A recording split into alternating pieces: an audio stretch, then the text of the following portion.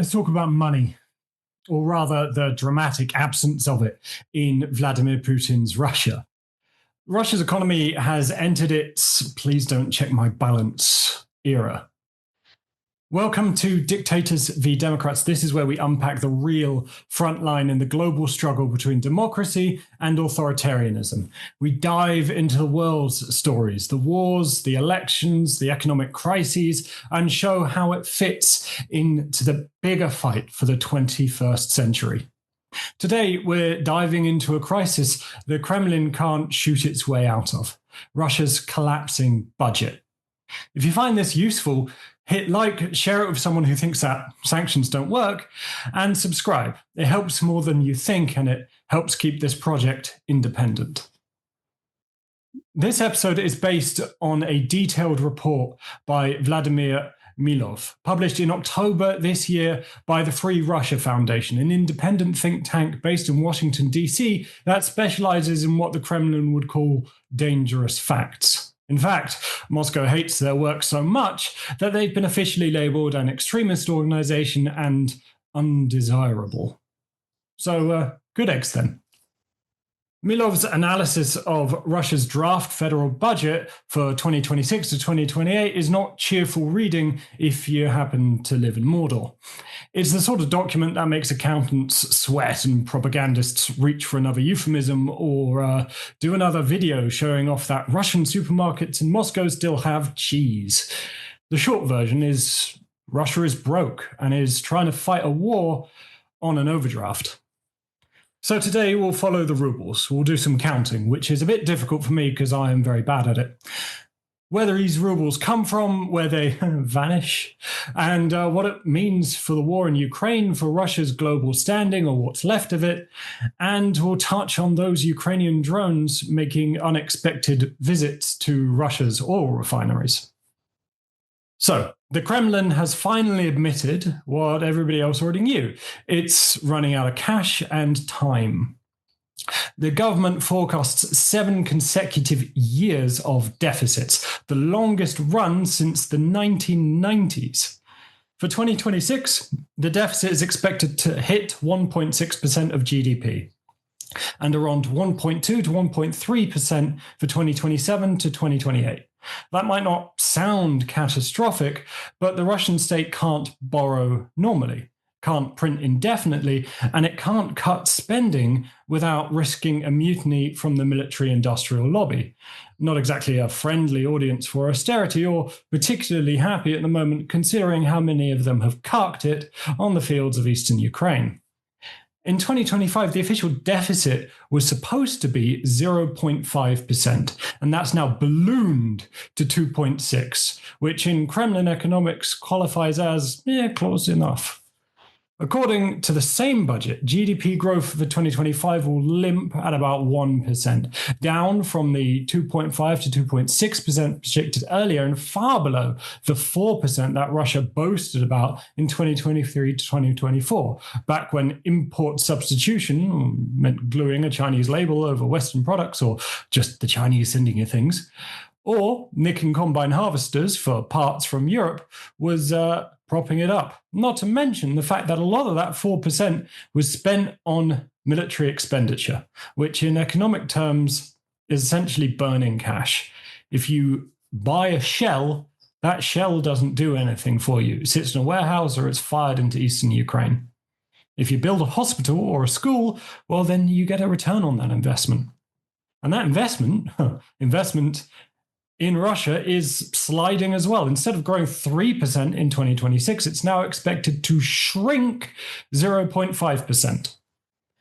And 3/4 of the federal budget comes from domestic taxes, not oil and gas. So when growth stalls, Moscow doesn't just lose prestige, it loses hard cash. The military Keynesianism, which I cited earlier, fueled production once, but it's now fueling inflation.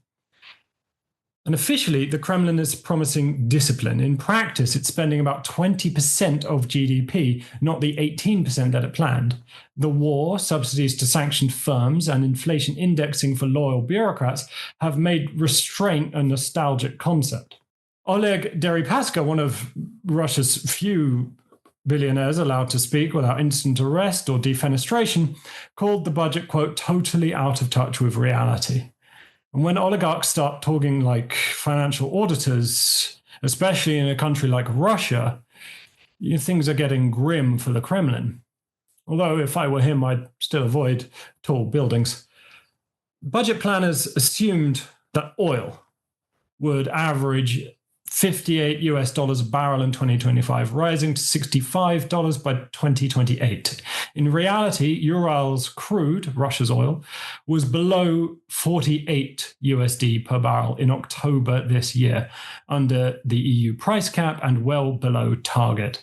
And even loyal deputies in the Duma called those numbers, quote, too optimistic, which is Russian for, oh dear.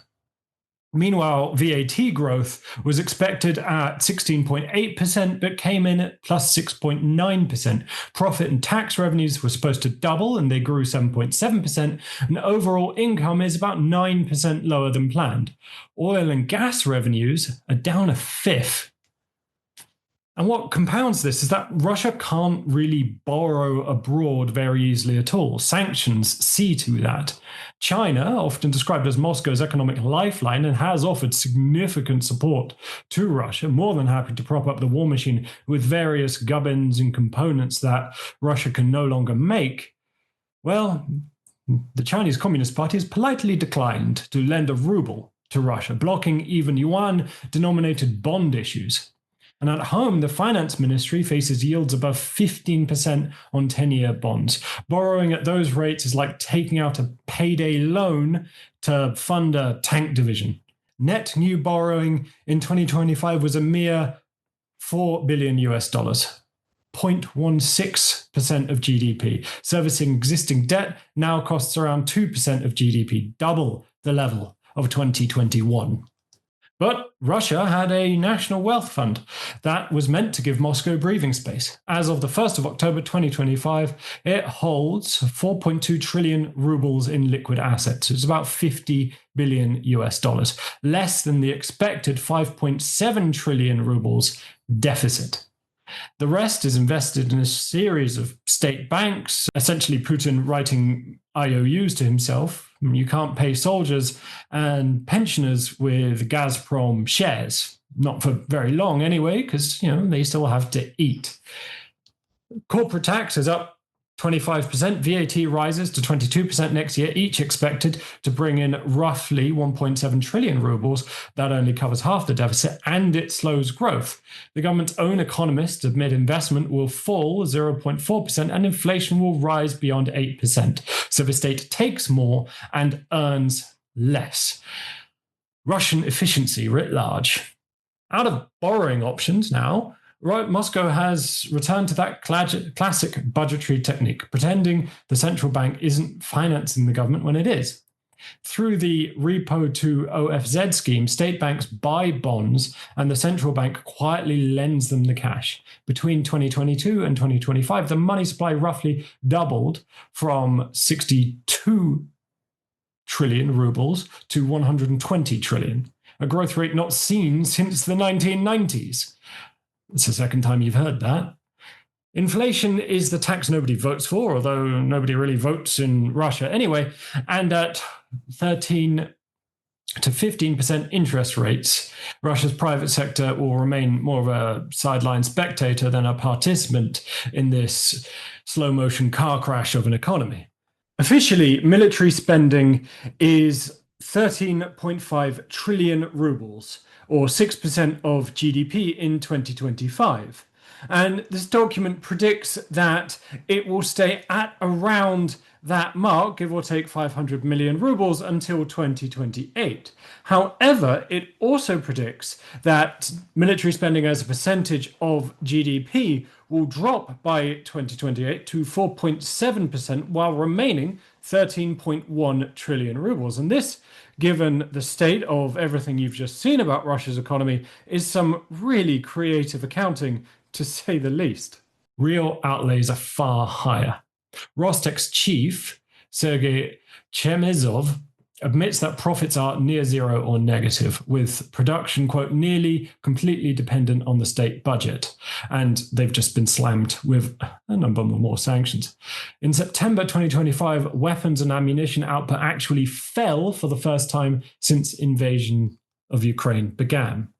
The Russian tank maker Uralvagonzavod, UVZ, announced plans to cut about 10% of its workforce by February of 2026 and to freeze hiring, and some divisions facing reductions of up to 50% of staff. Russia claims to be fighting here against all of NATO in their illegal and imperialist invasion of Ukraine, so why are they cutting tank production? Now, the battlefields of Ukraine and the economic front to that. From mid-2025, Ukraine began slamming Russian oil facilities with long-range drones and missiles. And these aren't acts of symbolism. They've taken out a significant slice of Russia's refining capability. Reuters' analysis shows that by August of 2025, about 17% of Russia's refining capacity was offline. By late summer, it reached about 21%. The International Energy Agency estimated the loss of about 500,000 barrels per day of refined output. And in November, Ukrainian drones struck the Volgograd refinery, which handled 13.7 million tons of oil in 2024, about 5% of national capacity, and also hit the Tuapse Black Sea terminal, damaging export infrastructure. Reuters reports that by the end of October, Ukraine had hit roughly 160 energy targets inside Russia this year. So they are able to produce less oil.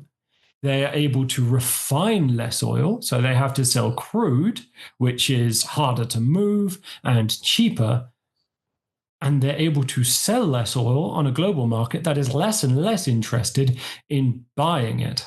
That is not a happy combination for Moscow. And the humor, if you can call it that, is dark. Kremlin brags about striking Kyiv's power grid, turning the lights off in Ukraine's capital, and Kyiv is returning the favor with better aim, and the Russians, especially the pro-Russian commentators online, are crying foul about it. And on the difficulty in selling the oil, the International Energy Agency and Reuters both found that refined product exports are down by hundreds of thousands of barrels per day, cutting state revenue further.